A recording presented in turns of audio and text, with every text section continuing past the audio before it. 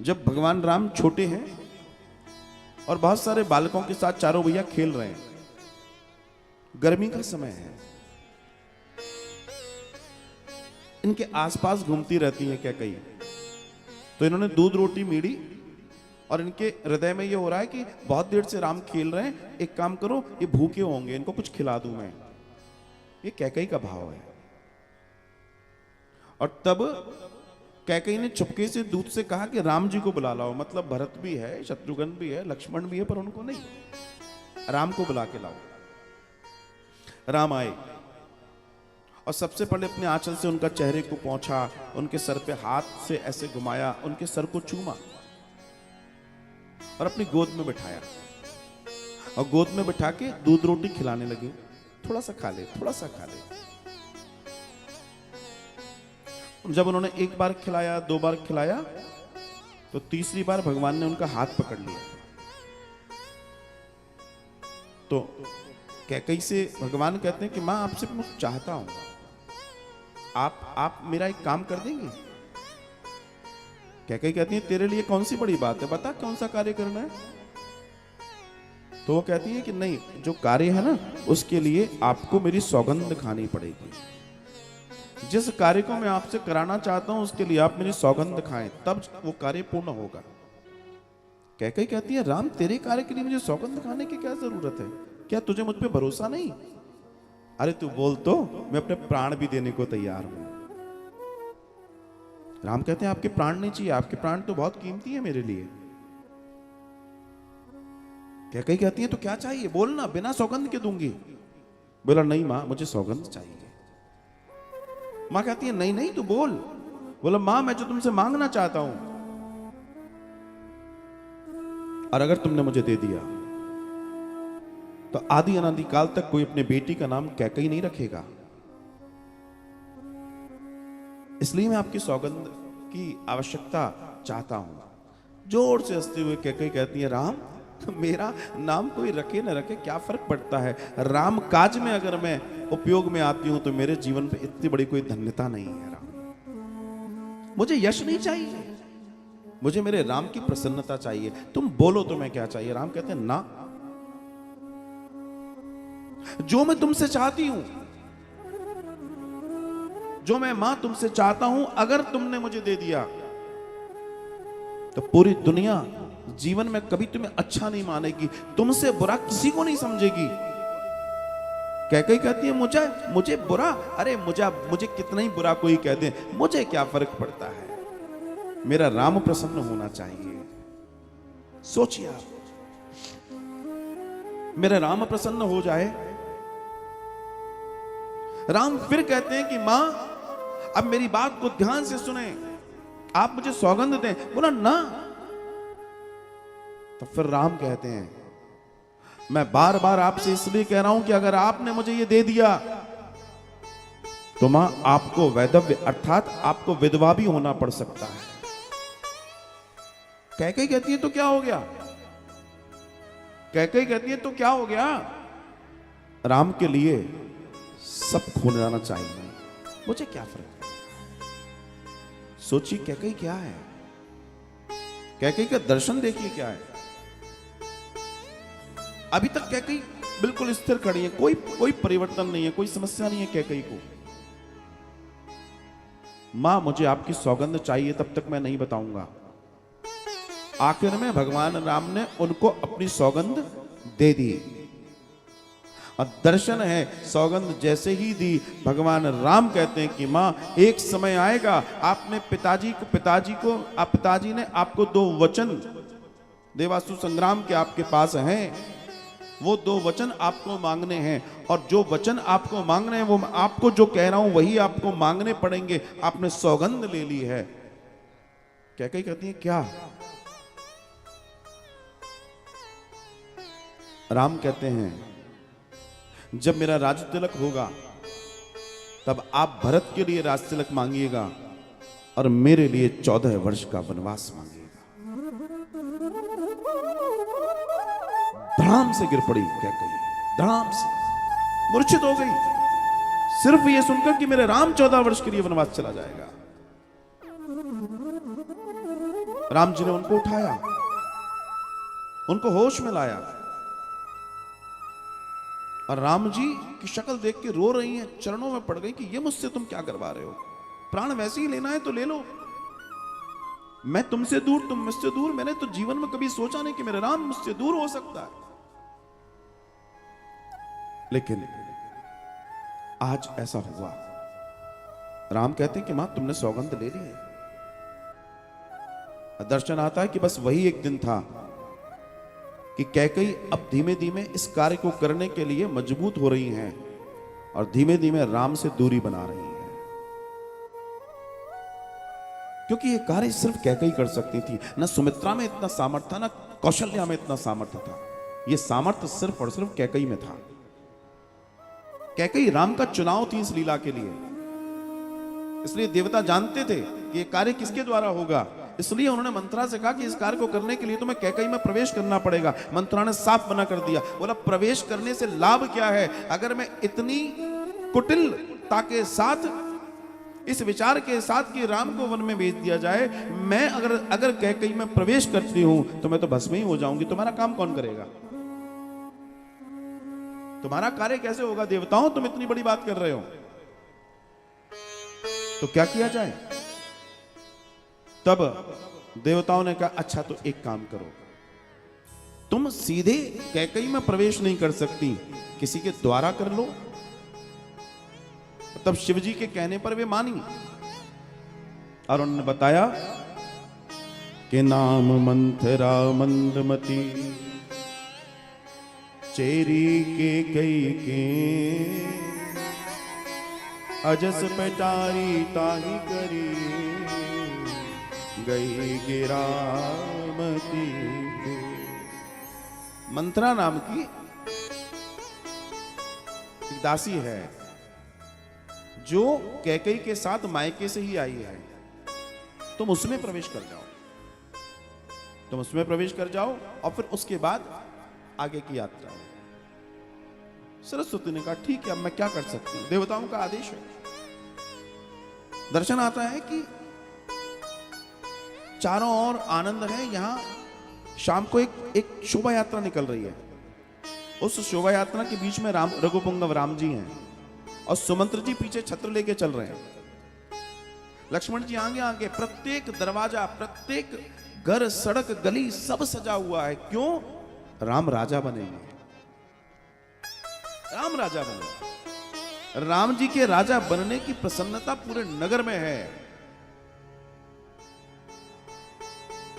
हालांकि कई बार आप ये दर्शन सुनते हैं कि कैकेयी को नहीं मालूम था। नहीं, कैकेयी को मालूम था। वाल्मीकि के दर्शन की बात कर रहा हूं। कैकेयी को मालूम था, और मालूम कैकेयी को कैसे मालूम था? मालूम तो ऐसे था कि जब कैकेयी अपने भवन में नृत्य कर रही है, बहुत अच्छा नृत्य करती थी कैकेयी, आज उसने कहा कि मेरे भवन में जितने रत्नाभूषण है सब निकालो, और वो नाचती जा रही है, झूम झूम झूम नाचती जाए और रत्न उड़ाती जाए। पता है क्या कहती थी? मेरा बेटा राजा राम बनेगा, राम राजा बनेगा, राम राजा बनेगा, राम राजा बनेगा। नाच रही है, नाच रही है कैकेयी। आज उससे ज्यादा प्रसन्न कोई नहीं है, आनंद है। कौशल्या नारायण को मनाने में लगी हैं, सुमित्रा पूरी तैयारियों में लगी हैं, पूरे नगर में श्री राम जी का भ्रमण चल रहा है। दर्शन बड़ा दिव्य है कि तभी मंथरा को मालूम पड़ता है सरस्वती का प्रवेश हो गया मंथरा में, और जैसे ही मंथरा को मालूम पड़ा, मंथरा की मति बोरा गई, और मंथरा उसी मति के साथ वहां पहुंची कैकेयी के पास। उसने देखा कैकेयी क्या कर रही है, तो कैकेयी तो नृत्य कर रही है, नाच रही है, मेरा बेटा राम राजा बनेगा, अनेकों रत्न ऐसे लुटा रही है।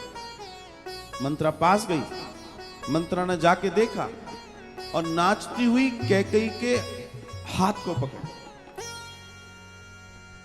जैसे ही मंथरा ने नाचती हुई कैकेयी के हाथ को पकड़ा, बस वहीं से सरस्वती जी को मंथरा के द्वारा उसमें प्रवेश मिलने का समय मिल गया। जोर से हाथ को छटकारते हुए कैकेयी कहती है, क्या कर रही हो? इतने आनंद में तुम विघ्न कर रही हो, भागो यहां से। मंत्रा देखती है, फिर हाथ पकड़ती है। बोला मुझे तुमसे बहुत जरूरी काम है। बोला इससे बड़ा कोई कार्य नहीं हो सकता, राम का राज्याभिषेक होना है, और इस आनंद में, इस ऐश्वर्य में मुझे डूबने दो, मुझे आनंद लेने दो। मेरा बेटा राम राजा बनेगा। मंत्रा कहती है बस एक बार मेरी बात सुन। इतना बड़ा थाल लेती है और मंत्रा के ऊपर उड़ेल देती है, ले तुझे जितने रत्न चाहिए ले, मेरे एक क्षण को भी बेकार ना होने दे।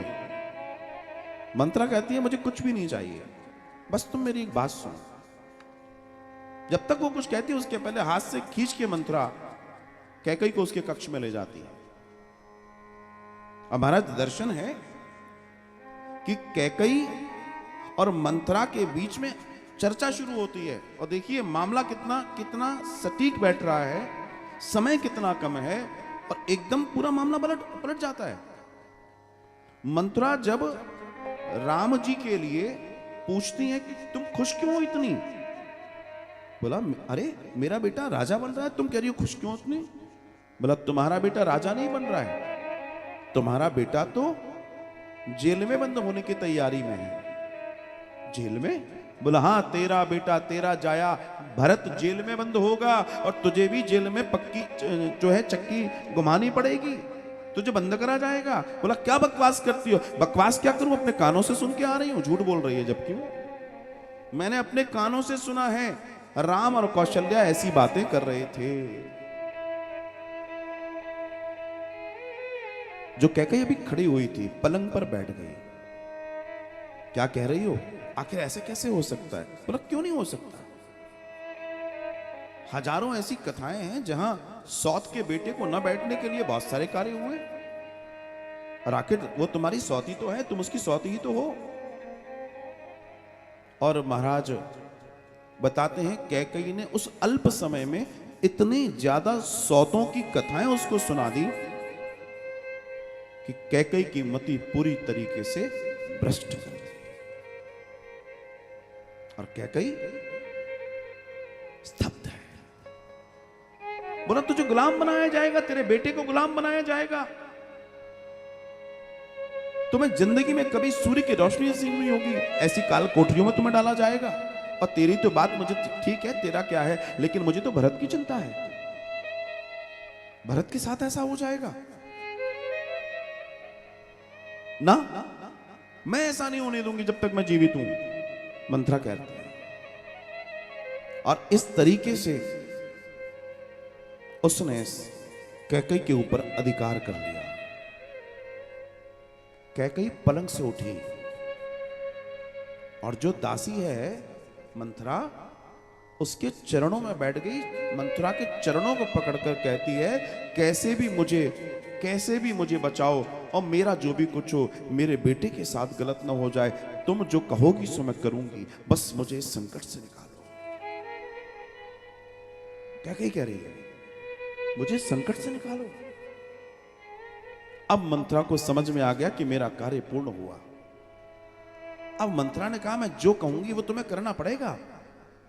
बोलो तुम जो कहोगी वो मैं करूंगी। बोला ध्यान रखना, जो बात मैं तुमसे कह रही हूं इसमें से एक भी शब्द पलटना नहीं चाहिए, एक भी घटना इधर से उधर नहीं होनी चाहिए। क्या कहती है, जो तुम कहोगी मैं करूंगी। मंत्रा कहती है सबसे पहले इस कक्ष से निकलकर कोप भवन जाना, और वस्त्र मलिन पहनना, और अपने आभूषणों को रास्ते में गिराते हुए जाना। और तुम्हारे पास जो 2 वचन हैं, वो दोनों वचन इस तरीके से होंगे कि पहला वचन तुम मांगोगी कि मेरे भरत को, जो राज तिलक राम का हो रहा है वो भरत का होना चाहिए, और राम को वनवास होना चाहिए। इस वनवास के पीछे के भी कई दर्शन है। ये वनवास सामान्य नहीं है, एक और दर्शन इसके पीछे छिपा है, बहुत बड़ा दर्शन है।